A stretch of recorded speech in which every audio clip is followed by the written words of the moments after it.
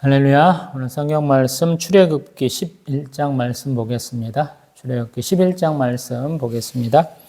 여호와께서 모세에게 이르시기를 내가 이제 한 가지 재앙을 바로와 애굽에 내린 후에야 그가 너희를 여기서 내보내리라. 그가 너희를 내보낼 때에는 여기서 반드시 다 쫓아내리니 백성에게 말하여 사람들에게 각기 이웃들에게 은금 패물을 구하게 하라 하시더니 여호와께서 그 백성으로 애굽 사람의 은혜를 받게 하셨고 또 그 사람 모세는 애굽 땅에 있는 바로의 신하와 백성의 눈에 아주 위대하게 보였더라.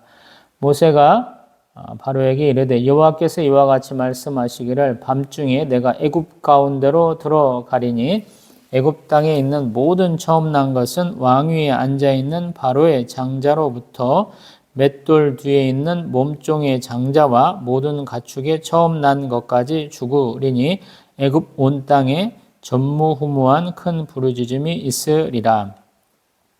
그러나 이스라엘 자손에게는 사람에게나 짐승에게나 개 한 마리도 그 혀를 움직이지 아니하리니 여호와께서 애굽 사람과 이스라엘 사이를 구별하는 줄을 너희가 알리라 하셨나니 왕의 이 모든 신하가 내게 내려와 내게 절하며 이르기를 너와 너를 따르는 온 백성은 나가라 한 후에 내가 나가리라 하고 심히 노하여 바로에게서 나오니라.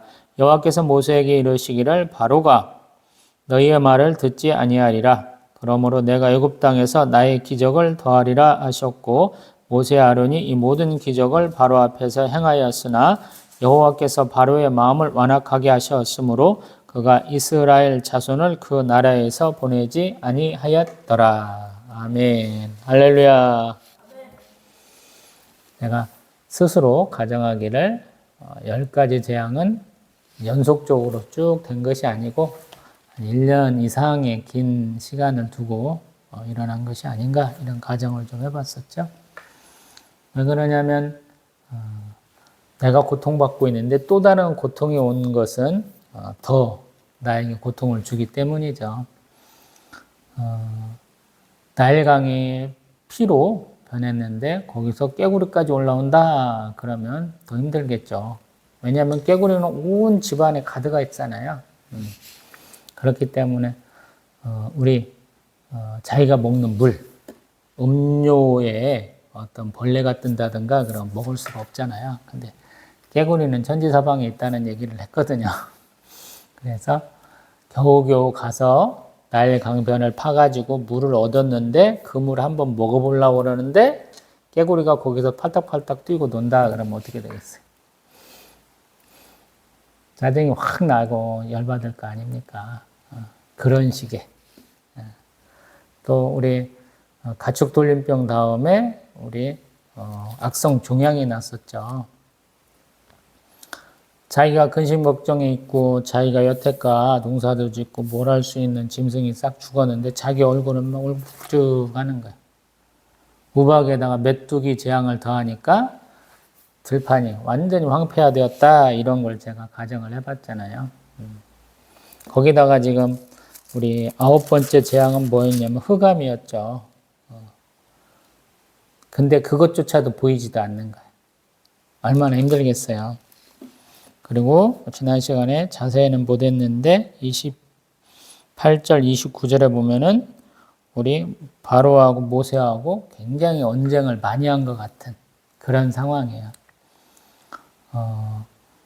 그 지위에 있는 사람들이 자기의 감정을 이렇게 툭툭툭툭 잘 보이지 않는 거거든요. 쉽게 말하면 바로는 신이에요. 근데 자기의 감정대로 이렇게 툭툭 상대방한테 던지는 것이 그렇게 자기 권위를 깎아먹고 뭐 이런 스타일이 있을 텐데 우리 28절에 보면 바로가 이제 드디어 모세를 저주하기까지 하거든요. 우리 10장 28절에서는 너는 나를 떠나가고 스스로 삼가 다시 내 얼굴을 보지 말라. 내가 내 얼굴을 보는 날에는 죽이리라 그러거든요.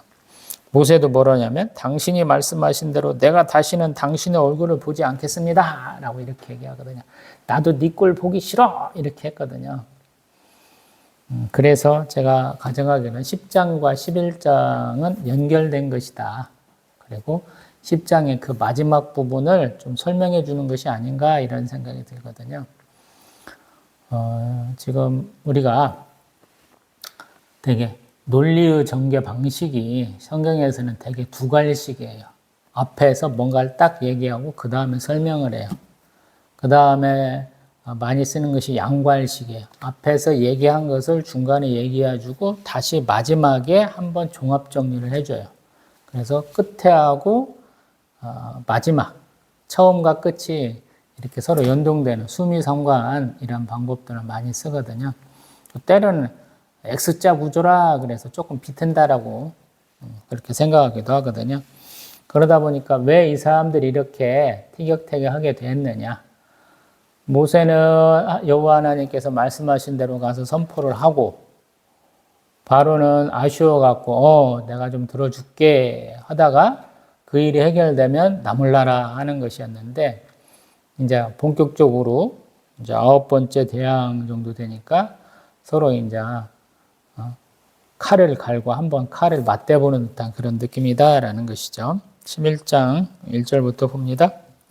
하나님께서 모세에게 뭐라고 그러셨냐면 한 가지 재앙을 바로와 애굽에 내린 후에야 10번째 재앙 후에야 그가 너희를 여기서 보내겠다. 근데 그가 너희들 내보낼 때는 반드시 다 쫓아낸다 그러는 거야.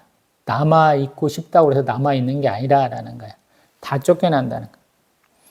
그때 백성들은 각기 이웃에게 은금 패물을 구하게 하라라는 거야. 가서 비싼 것 좀 줘봐, 좋은 것 좀 줘봐라고 그러면 준다는 거예요. 우리 3절. 애굽 사람의 은혜를 받게 해서 또 더 나아가서는 모세는 애굽 땅에 있는 바로의 신하와 백성의 눈에 아주 위대하게 보였다라는 거야. 굉장히 뭐라고 해야 돼요? 잘난 사람이 되는 거야. 잘난 사람. 쉽게 말하면 우리가 어떻게 저런 사람한테 대항을 했지 정도. 예. 그런 생각을 하게 된다는 거죠. 우리가 역사적으로 대한민국에 유인들이 많잖아요. 저는 아산 사니까 우리 충무공 이순신 장군을 모시는 현충사가 있기 때문에 그런 일들이 있고요. 역대적으로는 윤보선 대통령 생가가 있고 또 그 다음에 조선시대 유명한 그 정치가들 몇 분이 여기에서 태어나신 것 같아서 그분들 사당 같은 게 있는 것 같아요. 제가 지금 바로는 기억이 안 나는데 이 성경에서도 그러거든요.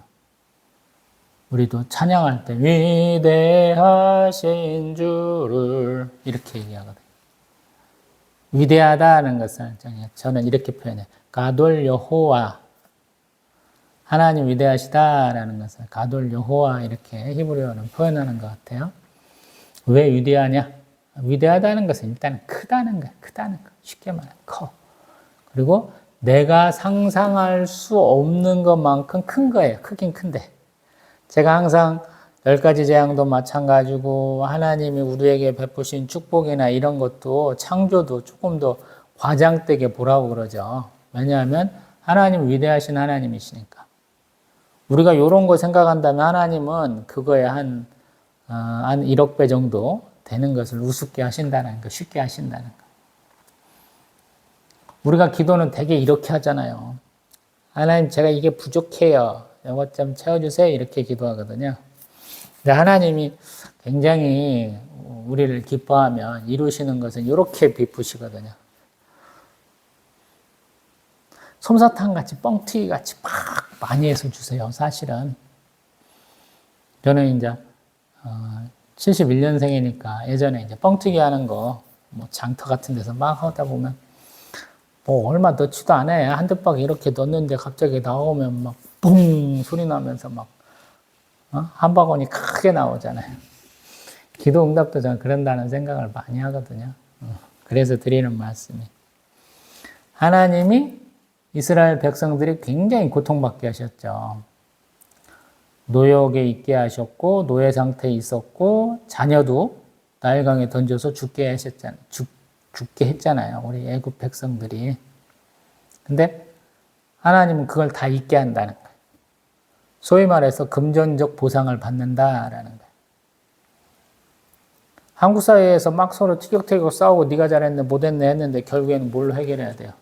원만한 합의를 할 것이냐 아니면 물질적 보상을 할 것이냐 그러면 저는 물질적 보상을 하라고 그러거든요. 과하지 않은 물질적 보상은 괜찮다라는 생각을 해요. 이 자본주의 사회에서 충분히 가능한 거잖아. 민주주의 사회에서 그렇게 해야지. 응? 지금 하나님이 그렇게 은혜를 받게 한다는 거예요. 그리고 한편으로 보면 전쟁에서 전투에서 승리하면 뭐를 하냐면 전리품, 노략물이 있어야 되잖아요. 승리했다는 거예요. 승리했으니까 승리자가 뭔가를 가져가야 될 거 아니야. 우리는 10가지 재앙을 그냥 단순하게 그냥 하나님이 고통을 주셨어 애국 백성에게. 그래서 이스라엘 백성이 출애굽했어. 이렇게 단순하게 할 일이 아니다는 거야. 영적 전쟁이고 신들의 전쟁이다 이런 얘기도 제가 가끔가다 하잖아요. 그럼 전쟁이 있으면 뭐가 있어야 돼? 전리품이 있어야 되잖아요. 전리품을 뭘로 가져가느냐라는 거예요. 은금패물로 가져간다라는 거예요. 그리고 이것들은 결국에는 어디에 쓰이냐면 회막지할 때. 백성들이 자발적으로 많이 내놓잖아요. 어? 금은 보석들 많이 내놓잖아요. 자, 그 다음에 4절부터 보면 모세가 바로에게 뭐라고 그랬냐면 하나님께서 밤중에 애굽 가운데로 들어가신다라는 거예요. 하나님께서 가신다라는 거 이게. 여태까지는 재앙이었잖아요. 근데 하나님이 직접 하시는 거야 이게. 내용이 약간 다르죠? 여태까지 무슨 재앙이야. 무슨 일어나. 그런데 하나님이 들어가신다라는 거예요. 들어가셔서 뭘 취하시느냐? 그러면 처음 난 거. 이제 출애굽에서 광야 세월에서도 하나님 이걸 강조를 하시죠. 처음 난 것은 다 하나님 것이다라는 거예요. 그래서 하나님 앞에 동일하게 이제 돈도 내야 되고 가축을 드리지 않으면 돈으로 내야 되고 이런 것들이 쭉 있잖아요. 뭐 레위기, 민수기, 신명기 쭉 보다 보면 그 얘기 있으니까 그때 하는 걸로 하고요. 그리고 그러한 것은 하나님 것인데 이스라엘 백성들은 나중에 돈으로 치를 수 있게 해주세요. 여기 값진 은금패물 받아갖고 나중에 돈으로 내게 해주시는데 이스라엘 백성이 아닌 애굽 백성에게는 그리고 그들의 짐승에게는 직접적으로 받으신다라고 그래서 죽여버리시겠다라고 얘기하는 거거든요. 근데 17절에 얘기한 것처럼 이스라엘 백성에게는 그러한 것들이 없다라는 거예요. 그래서 사람, 짐승, 개 한 마리도 그 혀를 움직이지 않는다라는 거예요. 좀 놀라운 거죠. 왜냐하면 6절에는 애굽 온 땅에 전무후무한 큰 부르짖음, 이 부르짖음이라는 것은 대개 이제 통곡하는 거예요. 통곡. 놀라서 외치기도 하고 또 감정이 막 폭발해가지고 막 꺽꺽꺽꺽 울고 막 이런 거예요. 쉽게 말하면. 이런 것들은 앞에서도 우박, 메뚜기 재앙 때도 전무후무하다 이런 표현은 좀 쓰시긴 했었어요. 개가 그 혀도 움직이지 않는다는 것은 뭐냐면 개가 막 짖어. 전 세계적으로 맥없이 짖는 때가 많아요. 달 휘영청 밟으면 휘영청 박다고 짖고 바람 세게 불면 바람 세게 분다고 막 짖고 이러거든요. 근데 아무 일도 없다는 거야. 이스라엘 백성들에게는 평안함이 있고 고요함이 있고 애굽 백성들은 통곡이 있는 거죠. 비명이 있는 거죠. 우리 그런 경험을 간접적으로 하시는 분들이 있잖아요. 또 가족같이 애끼던 애완동물이 죽었을 때 그런 것들을 좀 경험하시죠. 그런 일이 있은 후에 8절 보면 왕의 모든 신하가 뭘 하냐면 절한다라는 거예요. 모세에게 절한다라는 거예요. 이게 위대하게 된다는 의미예요. 쉽게 말하면 사람이 위대하게 된다라는 것은 그 사람 앞에 나를 낮추는 거예요. 그래서 절을 한다는 등 무릎을 꿇는다는 등 우리로 향유를 붓는 것처럼 그 사람을 섬기는 종의 모습, 발을 씻겨준다는 뭐 그런 모습으로 나타나는 것이거든요.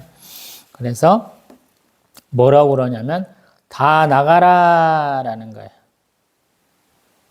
그리고 그런 말 들은 다음에야 나간다라는 거예요. 왜냐하면 여태까지 잡았거든.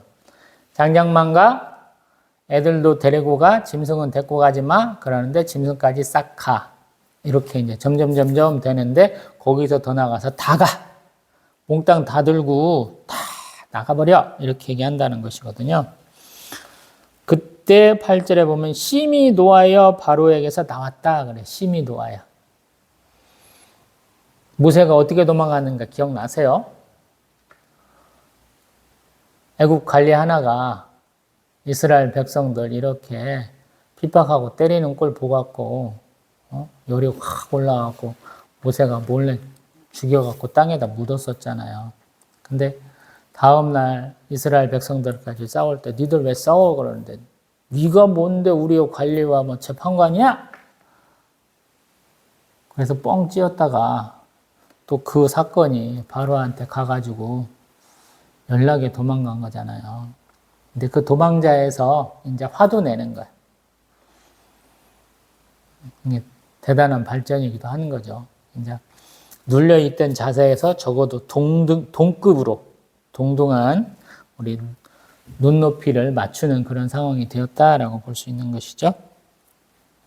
그 다음에 9절 여호와께서 모세에게 또 뭐라고 하냐면 바로가 너희 말을 듣지 아니하리라. 그러므로 내가 애굽 땅에서 나의 기적을 더하리라. 우리는 10가지 재앙이라는 생각만 많이 해. 근데 하나님은 뭐라고 하냐면 이걸 기적이라고 하시는 거예요. 완전히 많이 다르죠? 우리는 10가지 재앙이라는 얘기만 많이 했어. 다 재앙이야. 근데 하나님이 하시는 말씀은 기적이다라는 거예요. 기적이고 이적이고 표적이고 기사하고 표징이고 이런 말 되게 많이 쓰잖아요.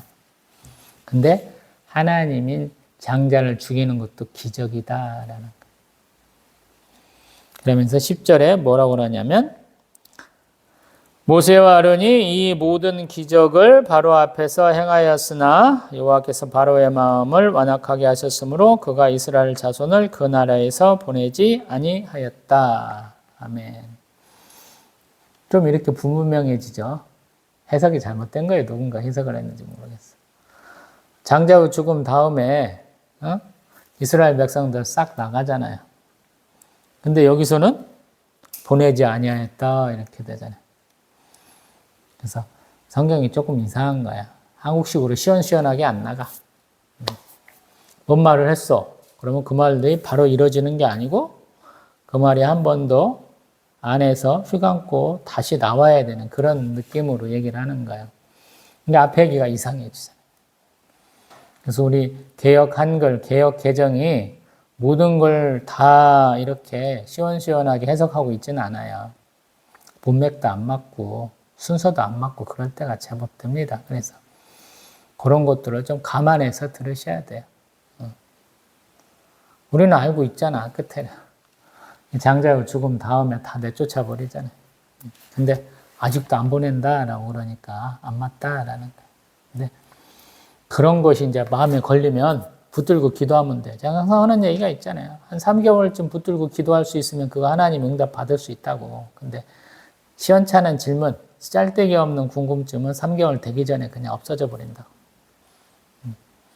저는 그걸 허탄한 질문이다라고 그렇게 표현하는데 스스로는 가끔씩 이제 저한테 성경 물어보는 사람들 어쩌다 한 명씩 있는데 어쩌다 한 명이 묻는 질문도 이렇게 허탄한 질문들을 많이 해요.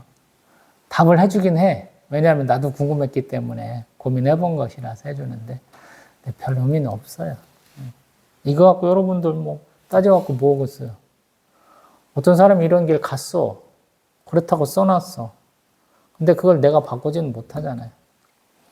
이게 모든 사람들이 뒤에 따르는 사람들이 항상 그래. 네가 앞에 사람들보다 뛰어난 사람이야? 물으면 대부분 아니다고 대답하거든요.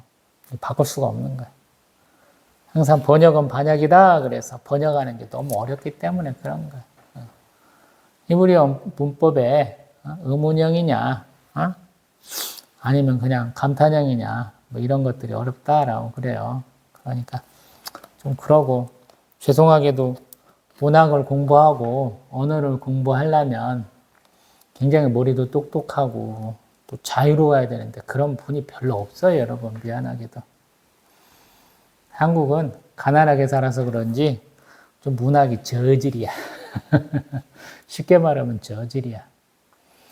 무슨 문해사조 영향을 받았다고 우리 국어 시간에 배우는 사람들 보세요. 다루는 소재가 뭔지. 굉장히 유복하게 살고 자유로운 사람이 글을 쓰면 글 자체가 조금 유들유들하거든요. 가만히 보면 시대의 그 한계를 초월하지 못해요. 한국 문학 자체가. 그래서 그걸 초월하면 굉장히 뛰어난 분이 되는 건데 그런 부분들이 굉장히 가물에 콩나듣기밖에 없어요. 우리도 이제 노벨 문학상 타신 분이 있잖아요. 한강 작가님이. 대단한 거죠. 근데 우리 한국 문학사에서 한강 작가보다 뛰어난 분들은 더 많거든요. 근데 번역이 안 돼. 아마 한국 사람들도 번역을 못 할 거예요. 왜? 한글 익히기도 바빠. 거기다 영어를 해야 되잖아요. 영어식 표현도 굉장히 다양해요. 그걸 또 익히는 게 또 쉽지 않습니다. 그러니까 어려운 거야. 근데 요즘에 한국 영화, 한국 드라마가 세계적으로 뻗어나가는 것은 한국 사람이 영어나 다른 전 세계적인 공용어들을 많이 잘 익힌 게 아니고 서양 사람들이 한국말을 좀 익혀주니까 그게 흥행이 되는 거예요. 쉽게 말하면. 그 사람들이 한국의 그 맛을, 한국말의 맛을 좀 이렇게 가미를 해주니까 이렇게 딱 되는 거예요. 근데 이런 일이 더 많아질 거예요. 한국 문화가, 한류가 더 흐름을 타면 더 좋아질 거예요. 자, 이만큼만 놓고 봅니다. 참, 이럴 땐 행복해, 저는. 설교자로서 좀 행복해. 왜 행복하냐면, 말이 짧아지잖아. 근데 한편으로 보면 굉장히 어려워요. 왜 어렵냐고 그러냐면, 이 흐름 자체를 처음에 장과 절을 나눈 사람이 끊었다는 거 아니에요. 자기가 생각할 때는. 근데 내가 그 사람하고 일치할 확률이 거의 없어요.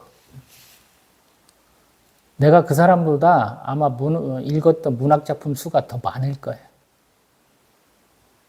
그 사람이 자기 시대의 문학을 익히고 자기 나라 말을 익혀갖고 조금 이렇게 장과 절을 나눴을 때에 가졌던 그런 문학적 지식보다 제가 더 많을 확률이 더 많아요. 더 많이 읽었을 거라고. 이게 안 맞아. 저는 굉장히 긴 호흡을 좋아해요. 왜 이렇게 짧게 가야 돼요? 장과 절을 왜 이렇게 짧게 했는지 저는 이해가 안 가요. 성경에서. 긴 호흡으로 보면 더 좋거든요.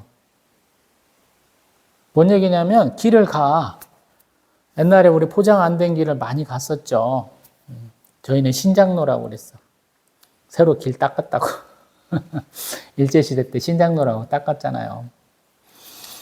거기 가다 보면 푹 빠진 데도 있고 어떤 때 물만 오면 침착내갖고 쑥 들어가는 데도 있고 어떤 때는 그냥 단단해. 얼마나 다져놨는데 비 왔을 때도 거기는 질척거리지 않고 단단한 때도 있고 돌도 있고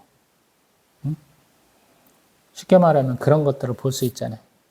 논 옆에 밭 옆에 지나가기도 하고 또 언덕배기 지날 때도 있고 산을 넘어갈 때도 있고 옆에 냇가가 지나갈 때도 있고 강 옆에 갈 수도 있고 바닷가 옆에도 갈 수 있고 길이 그러잖아요.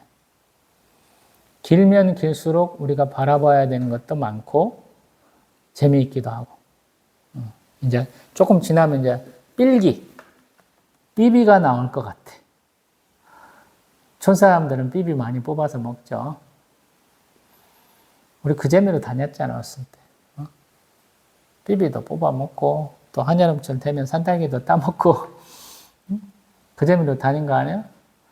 옆에가 이제 뽕나무 있으면 오디도 따먹고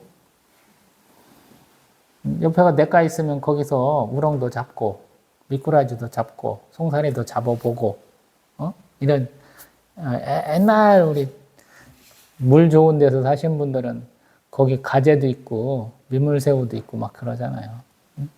다슬기도 있고. 그런 거 잡아볼 수 있잖아요. 근데 꼭 장과 절로 나누는 거는 꼭 지금 농로 같아요. 지금 농로는 콘크리트 관으로 딱 만들어 놨잖아요. 그것도 뭐 콘크리트 관을 딱딱딱딱 맞춰갖고 얼마나 잘 해놨는지 몰라. 딱 그런 느낌. 굉장히 딱딱한 느낌. 거기에는 그리고 살 수 있는 것들이 제한적이에요. 예전에는 우리 말조개라고 그래서 조개가 크면 이렇게까지 커. 응? 그렇게 큰 것들이 잡혔다고요. 막 더듬으면. 구멍 있다. 쫙 하면 딱 잡았다고. 그 재미가 있었는데 요거는 그 재미가 없어. 성경을 보면. 왜냐하면 너무 짧아. 호흡이 가쁘다는 거야. 쉽게 말해. 그래서 제가 장과 절을 항상 뛰어넘으라는 얘기들을 많이 하잖아요. 호흡이 길수록 좋아요. 글을 읽는 것도 좀 길게 읽으면 좋다고요. 제가 그런 얘기도 많이 했잖아요. 한국에서 명작 동화, 우리도 한국 사람들 많이 읽었는데 원본은 이렇게 두꺼워. 뚜끈데 우리가 할 때는 요약본으로 이만큼 본다고. 글자도 몇 개 없는 거. 그게 우리의 어떤 감성을 저하시키고 한국 사람들은 읽어봤다 자랑하게 시키는 거예요. 그냥. 줄거리 알아서 모을 건데. 안에서 그 표현하고 했던 거, 사회상 같은 걸 다 볼 수 있는 거거든요. 근데 우리는 그거 다 모르잖아. 아무것도 몰라, 우리는. 가만히 보면. 한국 사람들은 뭐 읽었어? 그러면 잘 몰라. 근데, 제가 듣기로는 서양 놈도 더 멍청해. 대부분 애들이 멍청해서 뭐에 대해서 말하라고 그러면 말할 수 있는 사람이 별로 없어. 90% 이상이. 근데 거기는 깊게 파는 애들은 굉장히 깊게 팝니다. 한국의 그 박학다식함으로 이 얇은 지식으로는 절대 이길 수가 없어. 그러니까 우리가 자랑할 만한 석학들, 굉장히 뛰어난 머리를 가지신 분들이 가서 비벼볼 데가 없다 이 말씀이에요. 쉽게 말하면. 가짜는 애들은 우리가 바를 수 있어. 지식이 있어 그냥. 근데 깊이는 하나도 없어. 좀 아쉬운 거죠. 목사님들도 맨날 외국에서 유명하신 설교자들, 목사님들, 선교사님들 책 쓴 거를 갖다가 몰래 지가 하는 것처럼 복사해서 막 했던 이유가 60년대, 70년대, 80년대, 90년대, 2000년대까지도 그 지자들을 많이 하셨는데 그 이유가 뭐냐면 호흡이 가쁜 사람들이야, 다. 목사들이. 새벽 예배해야지, 수요 예배해야지, 구묘 예배해야지, 주일 예배해야지, 주일 오후 예배해야지. 온갖 예배를 혼자 다 해. 그러니까 그게 안 되는 거라. 부교육자 써갖고 설교 올려놓고 그 설교가 마음에 안 들어갖고 자기가 올라가가지고 20분, 30분, 1시간도 더 하는 목사가 있다고 그러잖아요. 너무 뻔한 거라 그래. 호흡이 다 가빠. 길게 볼 틈이 없기 때문에. 우리도 그래요. 많은 분들이 성경을 굉장히 짧게 봐요. 제가 큐티 되게 싫어하잖아요. 맨날 싫다고 그러잖아. 큐티 해봐야 길게 해봐야 1시간인데 1시간 동안 지가 앉아갖고 기도하고 성경 보고 그 안에서 열심히 읽어갖고 이게 하나님 주신 메시지야라고 막 딱 찍잖아. 바보냐? 왜 그렇게 근시안적으로 봐는데? 뭐 1분 1초를 다투는 거야? 길게 봐야죠. 하나님이 주시는 메시지를 받아야 되잖아요. 제 앞에서 기도의 용산에 내가 기도 좀 오래 한다 그러면 제가 항상 피식 웃잖아요. 그래, 네가 앉아서 기도하는 시간은 길어.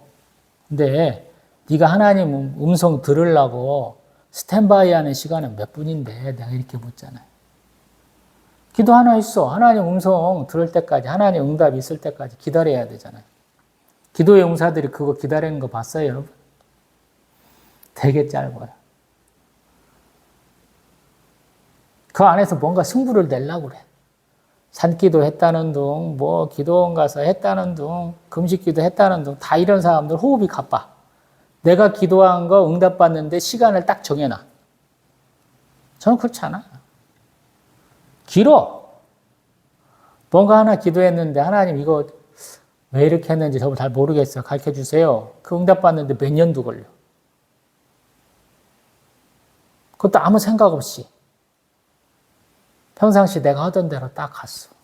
근데 가만히 예배 드리다가 보니까 전혀 이런 걸 생각도 못 했는데 설교자를 통해서 그 메시지를 받을 때도 있고, 뭐 제가 말하는 것처럼 동영상 보다가 받는 경우도 있고, 쭉 그냥 운전하고 돌아다니고 걸어서 돌아다니다 보니까 그런 메시지가 올 때도 있고. 그래서 어렵다라는 거예요.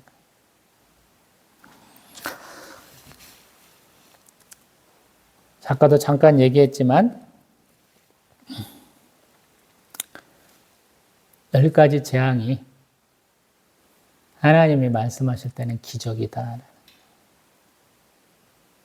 다른 사람들한테 재앙일 때 나한테는 기적인 거예요. 이게 굉장히 중요해요. 10가지 재앙 부분을 달았을 때. 고센 땅에는 아무 일도 안 일어나잖아요.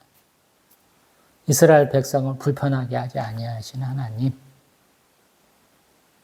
그걸 알아야 된다. 그리고 하나님의 보상은 때로는 남한테서 이렇게 뺏어 갖고 오는 거예요. 잊지 마세요, 그거를. 항상 구약에서 구원은 전쟁에서 승리다. 제가 이 말 되게 많이 하죠. 구원 나오는 부분들을 계속 키워드로 해서 열심히 봐보세요. 한번 성경 보실 때 뭘 얘기하는가. 전쟁과 전투에서 승리예요. 전쟁과 전투에서 승리 다음엔 뭐가 있어요? 아까도 얘기한 것처럼 그냥 내 돈, 내 물, 내 음식 써가지고 내 시간 버려갖고 가서 싸워갖고 승리한 걸로 끝난다? 아니에요. 노력물이 항상 있어야 돼. 전리품이 항상 있어야 돼. 잊지 마세요. 하나님 꼭 챙겨주셔요. 구약에서 보면. 그 챙긴 것을 하나님이 챙기지 말고 다 죽여. 그게 진멸, 헤렘 명령이거든요. 헤렘 명령 들으면 잘 죽여야 돼. 대표적으로 우리 사울왕은 아말렉 족속 딱 정벌 하고 아가왕 살려오고 조금 이쁘게 생긴 놈 짐승들 싹 들고 왔잖아요. 데리고 왔잖아요.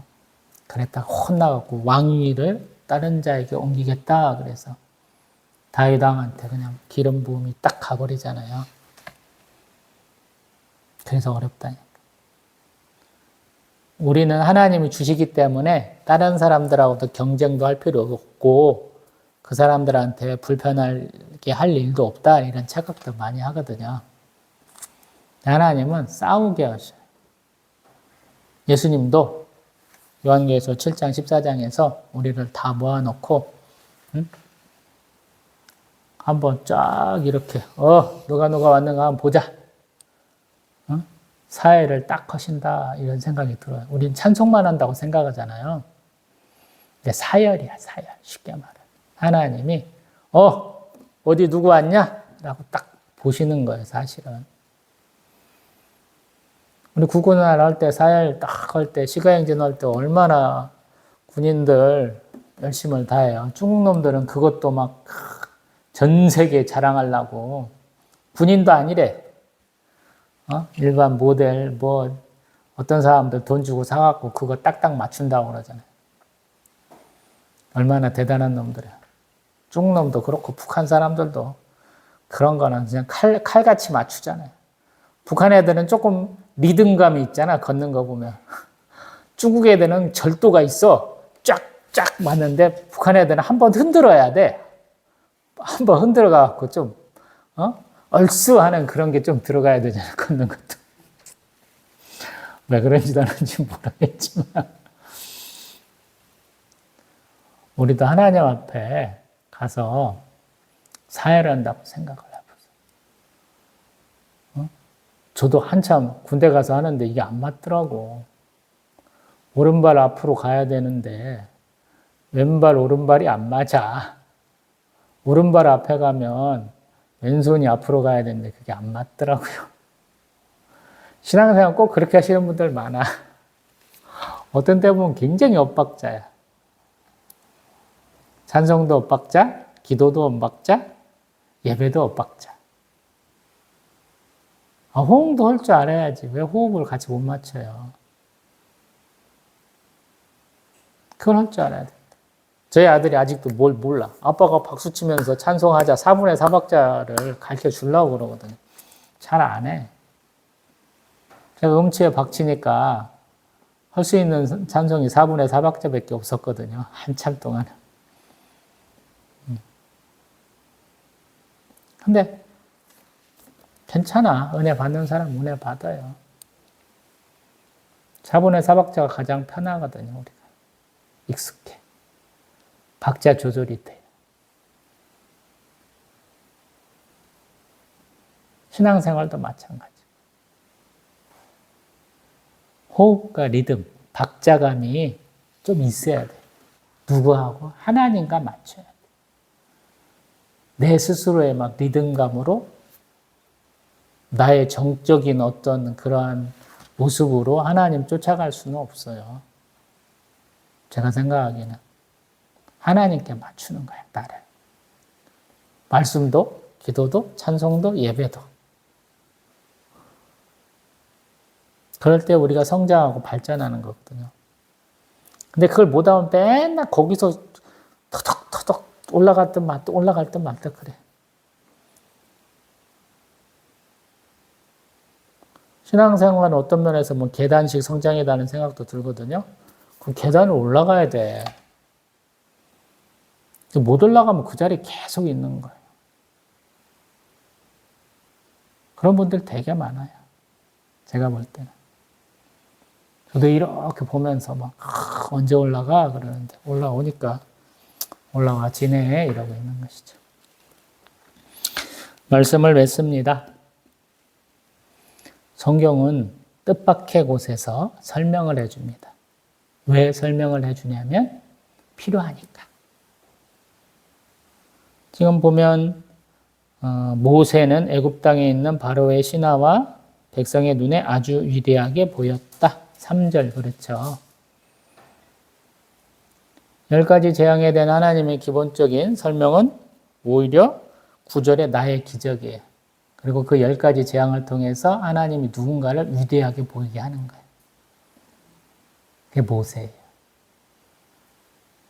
그래서 신앙생활을 하면서 자기가 바뀌어야 되고 자기도 위대하신 하나님, 참된 지식과 의와 거룩함의 하나님 형상과 모양을 따라서 우리도 지음 받았으니까 내가 위대한 하나님의 자녀가 되는 거예요.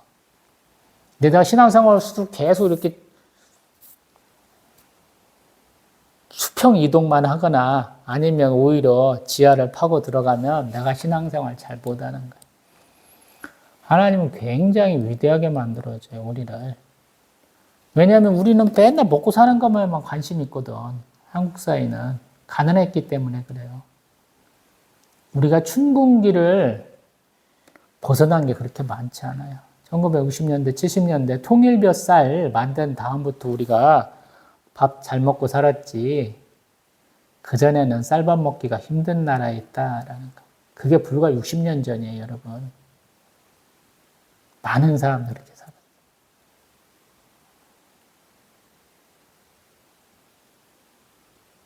저의 기억 가운데도 있잖아요. 보리 혼식해야 된다. 밀가루 먹어야 된다.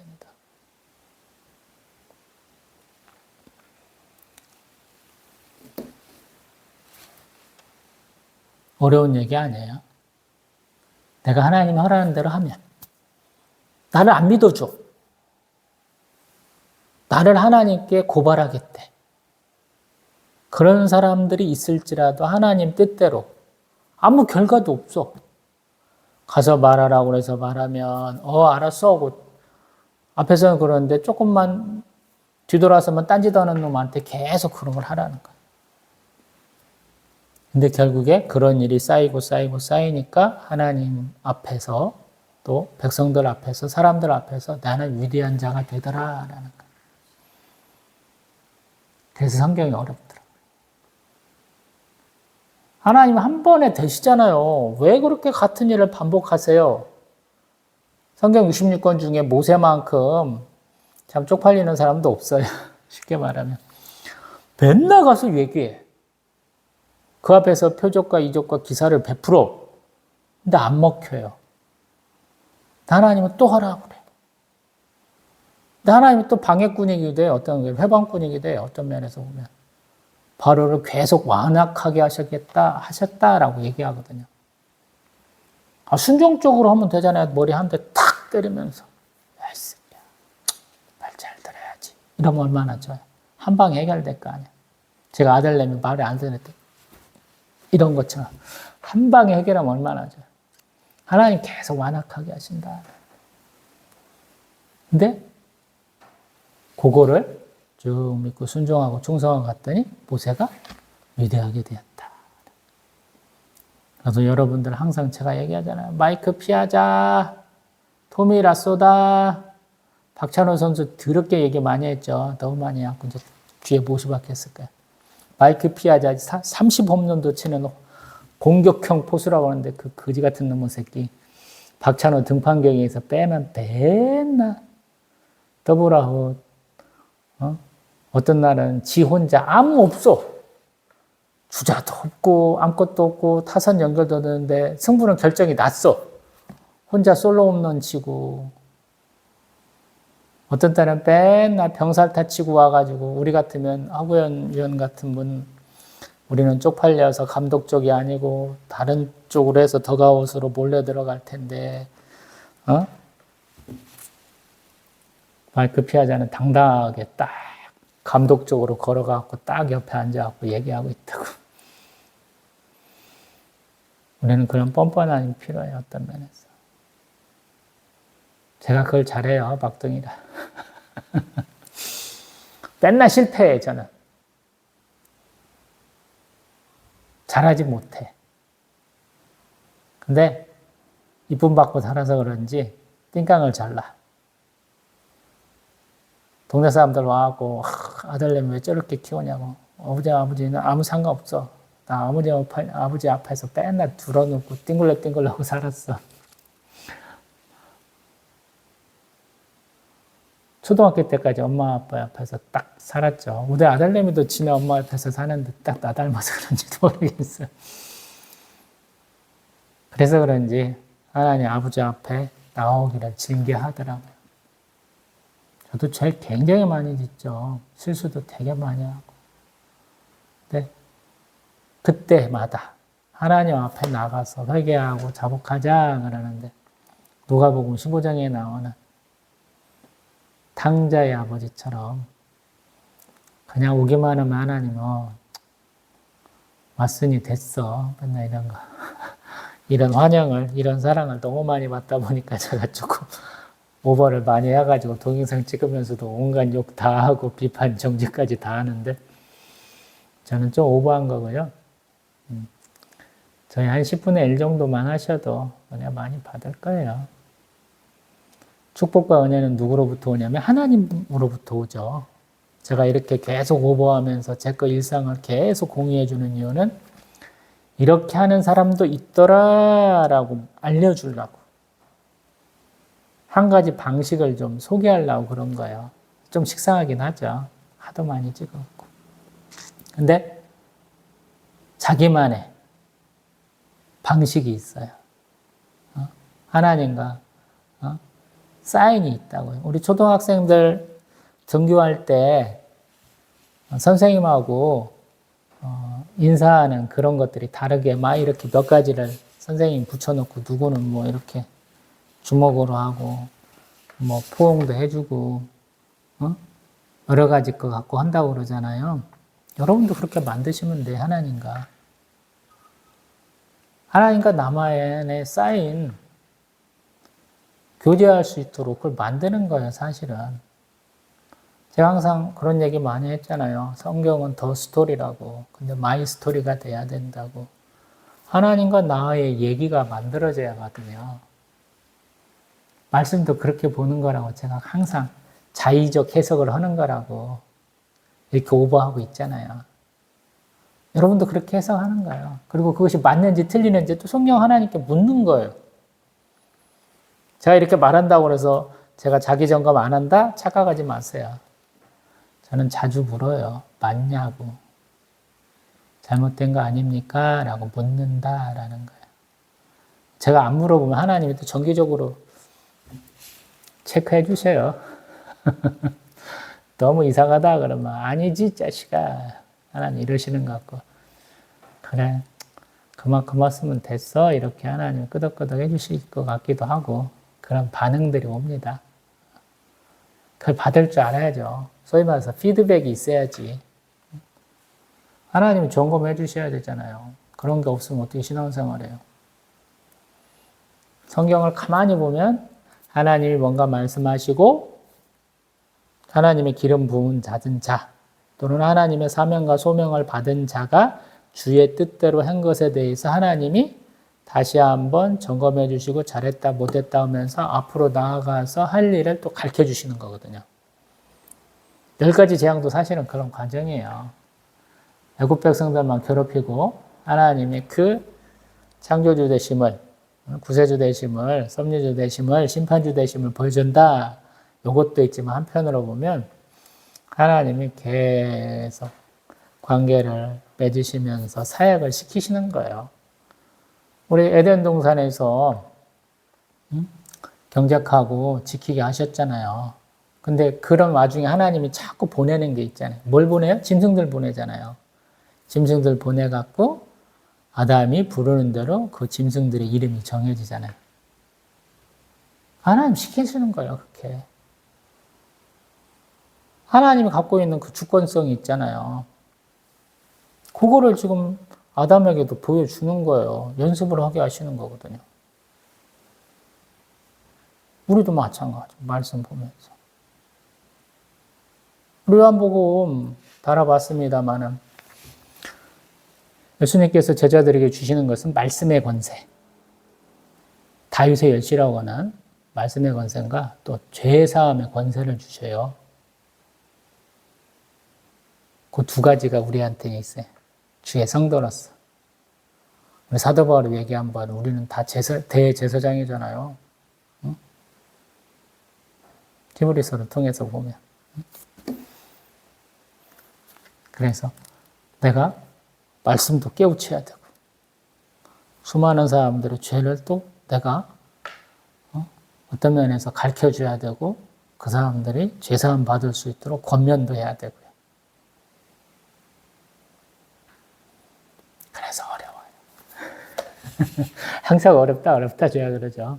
근데 한 곱이 넘기고 한 곱이 넘기고 한 계단 올라오고 또 올라오고 또 올라오고 쭉 올라오다 보면 어떻게 올라가야 될지를 알아요.